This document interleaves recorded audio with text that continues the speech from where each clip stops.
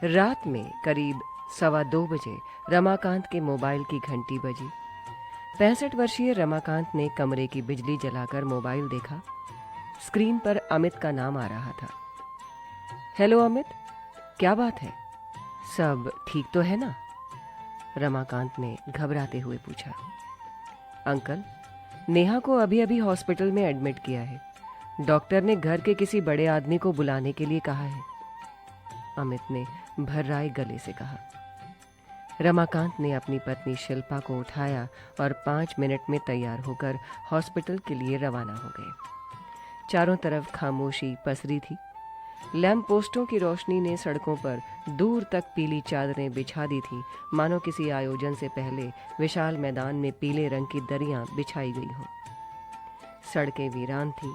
रमाकांत जिस गति से कार चला रहे थे, उतनी ही गति से अतीत की यादें उनके स्मृति पटल पर किसी फिल्म के दृश्यों की तरह अंकित हो रही थीं। अमित उनके बहुत ही घनिष्ठ मित्र आलोक का इकलौता बेटा था, बचपन से ही होशियार और होनहार। आलोक और मोहिनी ने अमित के कैरियर के लिए अपना सब कुछ दांव पर लगा दिया था। कुछ समय तक तो आलोक और मोहिनी की दुनिया अमित के इर्द गिर्द सिमट कर रह गई थी। आलोक के दोस्त अक्सर उस पर ये फिक्रा कसते थे, आलोक, अमित के अलावा और भी जहां हैं, कुएं का मेंढक मत बनो। अमित के सॉफ्टवेयर इंजीनियर बनने और MBA करने तक आलोक प्रसाद सरकारी नौकरी से रिटायर हो गए थे। कुछ ही दिनों के बाद अमित को एक मल्टीनेशनल कंपनी में शानदार पैकेज मिल गया। अमित की ऊंची उड़ान से आलोक और मोहिनी बेहद खुश थे। अमित उनके सपनों को साकार कर रहा था। अब वे अमित के लिए बहू की तलाश में जुट गए, ताकि समय रहते उसका विवाह करके वे सामाजिक दायित्व से निजात पाकर अपने गांव में सुकून से रहने के लिए चले जाएं। वक्त पंख लगाकर उड़ रहा था। अमित की नौकरी को 1 वर्ष पूरा हो रहा था। अमित के मोटे पैकेज से आलोक और मोहिनी की दुनिया बदलने लगी। मुंबई के बोरीवली में स्थित अपना छोटा फ्लैट बेचकर वे अंधेरी के एक पॉश इलाके में आलीशान फ्लैट में रहने के लिए आ गए। पुरानी कार की जगह नई और महंगी कार आ गई। सब कुछ तेजी से बदल रहा था। खुशियां और सुख सुविधाएं आलोक के परिवार में सुनामी की तरह शिरकत कर रही थी। आलोक और मोहिनी संसार रूपी सागर में खुशियों की लहरों का आनंद लूटने में इतने मशगूल हो गए थे कि उन्हें इस बात का पता भी नहीं चला कि इस विशाल सागर से वे एक तरफ हो गए हैं और अमित किसी दूसरी ओर बहुत दूर निकल गया है। उसकी दुनिया लैपटॉप और मोबाइल में सिमट कर रह गई है। मीटिंग, प्रोजेक्ट, टारगेट आदि उसकी जिंदगी के अभिन्न अंग बन गए हैं। आलोक और मोहिनी को पता ही नहीं चलता था कि अमित कब ऑफिस जाता है और कब घर लौटता है। छुट्टी के दिन भी वो अपने कमरे से बाहर नहीं आता था। एक दिन आलोक और मोहिनी ने अमित से उसके विवाह की बात छेड़ी थी, तो वो उन पर बरस पड़ा था। ओहो पापा, आप किस दुनिया में जी रहे हैं? अभी तो मेरा कैरियर शुरू हुआ है। फिलहाल शादी के बारे में सोचने का भी वक्त नहीं है मेरे पास। अमित का दो टूक जवाब सुनकर आलोक और मोहिनी अपना सा मुंह लेकर रह गए। इसके बाद दोनों ने कभी भी अमित से इस विषय में बात नहीं की। कुछ ही दिनों बाद दोनों ने अपने गांव जाने का निर्णय ले लिया। आलोक और मोहिनी वैसे भी पिछले 40 सालों से मुंबई में रह रहे थे। फिर दोनों ने रिटायरमेंट के बाद अपने पैतृक गांव में शिफ्ट होने का प्लान भी बनाया था। आलोक और मोहिनी अपने पैतृक गांव में हमेशा के लिए शिफ्ट होने से पहले 1-2 बार गांव में जाकर अपना मकान ठीक करवा कर आ गए थे। करीब 2 महीने बाद आलोक और मोहिनी ने मुंबई को हमेशा के लिए अलविदा कह दिया। रमाकांत और शिल्पा ने दोनों को भारी मन से विदा किया। सभी की आंखों से आंसू बह रहे थे। रमाकांत का इस घर से करीब 30 से 35 सालों से पुराना रिश्ता था। रमाकांत ने आलोक को आश्वस्त किया कि वो अमित की चिंता न करें, वो बीच बीच में इस तरफ आता रहेगा। आलोक और मोहिनी के गांव चले जाने के बाद अमित पर कोई असर नहीं पड़ा। वैसे भी अमित अपनी दुनिया में ही मशगूल रहता था। आलोक के मुंबई से जाने के बाद रमाकांत एक दो बार अमित से मिलने उसके घर गया था, मगर अमित से मुलाकात हो नहीं पाई। एक बार तो दरवाजे पर ताला दिखाई दिया था, तो दूसरी बार बहुत देर तक घंटी बजाने के बाद भी फ्लैट का दरवाज़ा नहीं खुला, तो रमाकांत हताश होकर लौट आए थे। फ़ोन पर ज़रूर सप्ताह में एक दो बार अमित से रमाकांत की बात हो जाती थी। धीरे धीरे दोनों के बीच बातचीत भी कम हो गई। अब व्हाट्सएप पर कभी कभार संदेशों का आदान प्रदान होने लगा। अमित कभी रमाकांत से मिलने के लिए उनके घर नहीं जाता था। करीब 2 साल बाद एक दिन अचानक अमित रमाकांत के घर पहुंचा। रमाकांत को बहुत ताज्जुब हुआ। अंकल, ये लो, मुंह मीठा करो। किस खुशी में मिठाई खिला रहे हो अमित? रमाकांत ने पूछा। अंकल, मैं शादी कर रहा हूँ। वाह, बधाई हो। कहाँ की लड़की है? आलोक और मोहिनी ने पसंद की या तुम्हारी अपनी पसंद है? रमाकांत ने जिज्ञासा व्यक्त करते हुए पूछा। अरे अंकल, इसकी क्या जरूरत है? एक साइट पर उसको देखा था, फिर चैटिंग शुरू हो गई। उसने अपना वीडियो भेजा और मैंने अपना। बस हम दोनों एक दूसरे को पसंद आ गए। हम दोनों के प्रोफाइल भी मैच हो गए। बस बात फाइनल हो गई। वाह, ये तो बहुत अच्छी बात है अमित। अब एक बार अपनी पसंद के साथ गांव चले जाओ, ताकि आलोक और मोहिनी भी तुम्हारी पसंद देख लें। इसकी क्या जरूरत है अंकल? मैंने व्हाट्सएप पर नेहा की तस्वीर भेज दी है और मम्मी पापा को नेहा का प्रोफाइल भी ईमेल से भेज दिया है। वो तो ठीक है, पर एक बार नेहा को लेकर गांव चले जाते तो आलोक और मोहिनी को अच्छा लगता और दोनों अपनी होने वाली बहू को देख लेते। अमित बीच में ही रमाकांत की बात काटते हुए मुस्कुराकर बोला। अंकल, अभी तक तो हम दोनों भी एक दूसरे से नहीं मिले हैं, बस वीडियो कॉल करते रहते हैं। अभी हम दोनों इतने व्यस्त हैं कि हम गांव नहीं जा सकते हैं। फिर मम्मी पापा शादी में आएंगे, तब नेहा को देख ही लेंगे ना। रमाकांत ने सोचा कि वो हमेशा की तरह बिजी होगा। एक दिन रमाकांत का बड़ी मुश्किल से फोन लगा। उन्होंने अमित को हिदायत देते हुए कहा। अरे अमित, मैं कई दिनों से तुम्हें फोन लगाने की कोशिश कर रहा हूँ, पर तुम्हारा फोन ही नहीं लग रहा है। सुनो, एक जरूरी बात कहनी थी। अब अपनी मम्मी और पापा को गांव से बुला लो। अब नेहा के पूरे दिन हो रहे हैं। वो घर में अकेली सब कैसे मैनेज करेगी? और इस समय औरत के पास एक औरत का होना बहुत जरूरी होता है। इसकी क्या जरूरत है अंकल? मैंने एक बड़ी हेल्थ कंपनी का हेलो डॉक्टर ऑनलाइन पैकेज लिया है। इसकी रेटिंग भी बहुत हाई है, जिसके तहत नेहा कभी भी और किसी भी वक्त वीडियो कॉल कर अपने डॉक्टर से कंसल्ट कर सकती है। फिर डिलीवरी होने तक पूरी जिम्मेदारी कंपनी की ही रहेगी।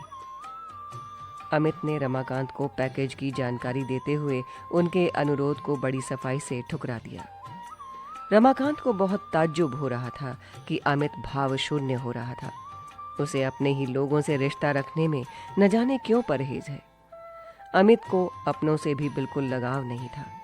वो अपनी ऑनलाइन दुनिया में ही खुश था, मगर उसे ये पता नहीं था कि जिंदगी में रिश्तेदारों और दोस्तों की कितनी अहमियत होती है। मनुष्य सामाजिक प्राणी है, वो अकेले नहीं जी सकता है। आनंदित जीवन जीने के लिए हमें किसी के साथ मिलकर ही जीना होता है। इंसान को हमेशा सामाजिक होने की सलाह दी जाती है, ताकि जब कभी वो कभी मुसीबतों में फंसता है तो लोग उसे महज शाब्दिक सांत्वना परोसने के बजाय वास्तव में उसकी सहायता कर सकते हैं। अकेलापन एक बीमारी भी है, जिसका सेहत पर बहुत ही बुरा असर पड़ता है। रमाकांत अतीत से वर्तमान में लौटे। उनकी कार अस्पताल के सामने पहुंच चुकी थी। रमाकांत ने कार पार्क की और अस्पताल के भीतर गए। अमित रिसेप्शन पर ही उनका इंतजार कर रहा था। पसीने से तरबतर चेहरा और आंसुओं से डबडबाती आंखें। रमाकांत को देखते ही वो फूट फूट कर रोने लगा।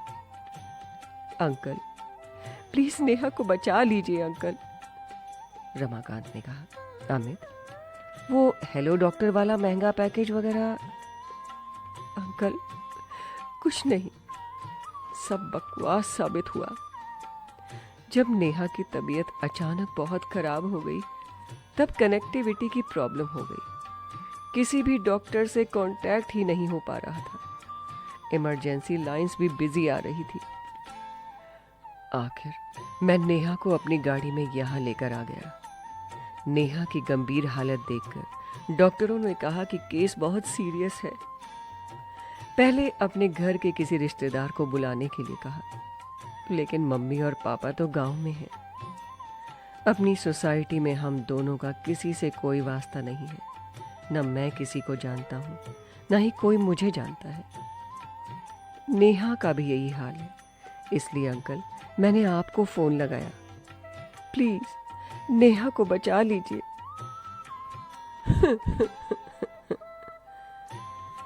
कहते हुए उसने छोटे बालक की तरह बिलक बिलक कर रोते रमाकांत की गोद में अपना सिर रख दिया। रमाकांत ने अमित की पीठ पर हाथ फेरते हुए कहा, अमित बेटा, अब चिंता ना करो, हम आ गए हैं, सब ठीक होगा। तुम यहीं रिसेप्शन में बैठो, मैं डॉक्टर से बात करता हूँ। कहते हुए रमाकांत शिल्पा के साथ जल्दी से डॉक्टर से मिलने चल दिए। डॉक्टर ने रमाकांत को नेहा की क्रिटिकल अवस्था के बारे में पूरी जानकारी देते हुए संभावित खतरे से अवगत कराया और 1-2 पेपर्स पर उनके हस्ताक्षर करवाए। शिल्पा ने डॉक्टर से अनुरोध किया कि वो केवल 2 मिनट के लिए नेहा से मिलना चाहती है। डॉक्टर के हाँ कहने पर शिल्पा तुरंत नेहा के पास गई और उसके सिर पर प्यार से हाथ फेरते हुए कहा, नेहा बेटा, हमने डॉक्टर से बात कर ली है। डॉक्टर ने आश्वस्त किया है कि डरने की कोई बात नहीं है। डॉक्टर बहुत ही होशियार और अनुभवी है। बस कुछ ही देर में तुम्हारी गोद में एक प्यारा सा बच्चा आ जाएगा। हम भी उसे अपनी गोद में लेने के लिए बेसब्री से इंतजार कर रहे हैं।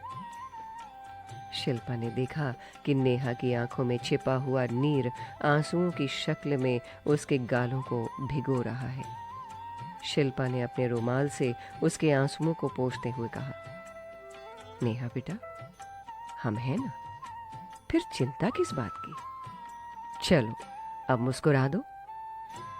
नेहा के शुष्क अधरों पर हल्की सी मोहक मुस्कुराहट फैलने लगी, जिसने उसके चेहरे पर अपना बसेरा बना चुकी भय की लकीरों को पल भर में गायब कर दिया। शिल्पा ने खुश होकर उसका माथा चूमा और आईसीयू से बाहर आ गई। रमाकांत के कहने पर अमित ने अपने माता पिता को फोन कर सारी घटना बता दी और उन्हें तत्काल मुंबई रवाना होने के लिए कह दिया। कुछ ही देर में नेहा को ऑपरेशन थिएटर में ले जाया गया। अमित की आंखों से आंसुओं की धारा फिर बहने लगी। रमाकांत ने उसे गले लगाते हुए कहा, अमित, अब समझ में आया ना कि हमारी जिंदगी में रिश्तेदारों और दोस्तों की कितनी अहमियत होती है। जिंदगी में सब कुछ ऑनलाइन नहीं होता है। रिश्तेदार और दोस्त ऑनलाइन नहीं मिलते हैं। अगर फेसबुक पर तुम्हारे 2000 दोस्त हैं तो इसका कोई मतलब नहीं है। मुसीबत में जो तुम्हारे साथ होता है वो ही सच्चा दोस्त होता है। ऑनलाइन दोस्त कब ऑफलाइन हो जाएंगे कुछ कह नहीं सकते। लैपटॉप, टैबलेट, मोबाइल, टीवी से थोड़ी दूरी बनाओ और इंसानों से नज़दीकी बढ़ाओ। उनकी खुशियों में भले ही शरीक ना हो, पर दुख की घड़ी में उनके पास दौड़ कर जाओ। रिश्तेदारों और दोस्तों के साथ ज़्यादा से ज़्यादा वक्त बिताओ। उनसे बातें करो, अपने सुख दुख शेयर करो। यही तो असली ज़िंदगी है। अमित, वर्चुअल जीना छोड़ो और एक्चुअल में जीना सीखो। जिस तरह बगीचा खूबसूरत फूलों से गुलजार होता है, उसी तरह मनुष्य की जिंदगी भी रिश्तेदारों एवं दोस्तों के साथ रखे जाने वाले मधुर संबंधों से गुलजार होती है।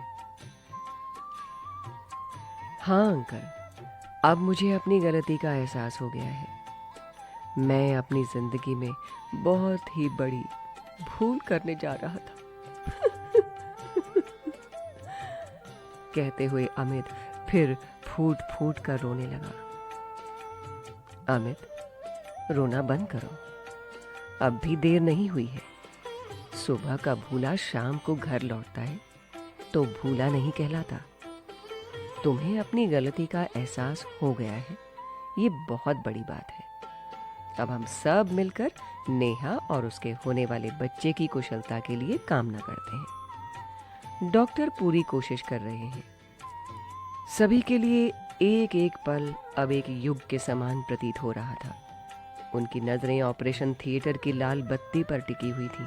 करीब 2 घंटे के बाद बच्चे के रोने की तेज आवाज आई तो तीनों के मुरझाए चेहरे एकाएक खुशी से खिल उठे।